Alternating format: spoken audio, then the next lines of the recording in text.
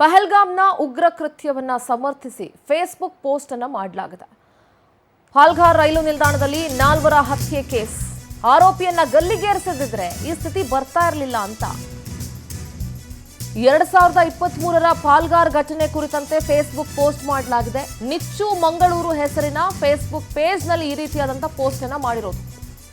ಪಹಲ್ಗಾಮ್ ಉಗ್ರ ಕೃತ್ಯವನ್ನ ಸಮರ್ಥಿಸಿಕೊಂಡಿದ್ದಾರೆ. ಫೇಸ್ಬುಕ್ ಪೇಜ್ನಲ್ಲಿ ಭಯೋತ್ಪಾದಕರ ದಾಳಿಗೆ ಸಮರ್ಥನೆ.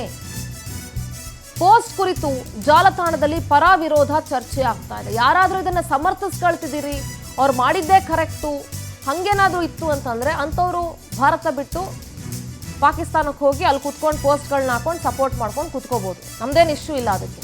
ಇಲ್ಲಿ ಕುತ್ಕೊಂಡು ಮಾಡಬೇಡಿ.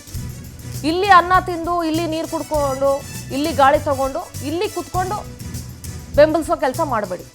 ಸಾಮರಸ್ಯ ಕದಡ್ತಾ ಇರುವಂಥ ಬಗ್ಗೆ ಕೊಣಾಜೆ ಠಾಣೆಗೆ ದೂರು ನೀಡಲಾಗಿದೆ. ನಿಚ್ಚು ಮಂಗಳೂರು ಫೇಸ್ಬುಕ್ ಪೇಜ್ ವಿರುದ್ಧ ಈಗ ಎಫ್ಐಆರ್ ದಾಖಲಾಗಿದೆ. ಸೆಕ್ಷನ್ 192, 353 1B ಪ್ರಕಾರ ಪೊಲೀಸರು ಎಫ್ಐಆರ್ ಅನ್ನು ದಾಖಲಿಸಿಕೊಂಡಿದ್ದಾರೆ. ನೋಡಿ, 2023ರಲ್ಲಿ ಮಹಾರಾಷ್ಟ್ರದ ಪಾಲ್ಘಾರ್ ರೈಲ್ವೆ ಸ್ಟೇಷನ್ನಲ್ಲಿ ಚೇತನ್ ಸಿಂಗ್ ಎಂಬ ಪರಿವಾರದ ಭಯೋತ್ಪಾದಕ, ನೀವು ಮುಸ್ಲಿಮಾ ಅಂತ ಕೇಳಿ 3 ಮಂದಿ ಮುಸ್ಲಿಮರನ್ನ ಹತ್ಯೆ ಮಾಡಿರೋದನ್ನ ಮಾಧ್ಯಮಗಳು ನೆನಪಿಸಬೇಕು. ಆವತ್ತು ಆ ಭಯೋತ್ಪಾದಕನನ್ನ ಸಾರ್ವಜನಿಕವಾಗಿ ಕುತ್ತಿಗೆಗೆ ಹಗ್ಗ ಹಾಕ್ತಿದ್ರೆ ಇವತ್ತು ಶ್ರೀನಗರದಲ್ಲೂ ಇಂತಹ ಕೃತ್ಯ ನಡೀತಾ ಇರಲಿಲ್ಲ ಅಂತ ಹೇಳಿರೋ ವಿಚಾರ ಕರೆಕ್ಟ್ ಇರ್ಬೋದು. ಆದರೆ ಸಮರ್ಥನೆ ಒಳ್ಳೇದಲ್ಲ.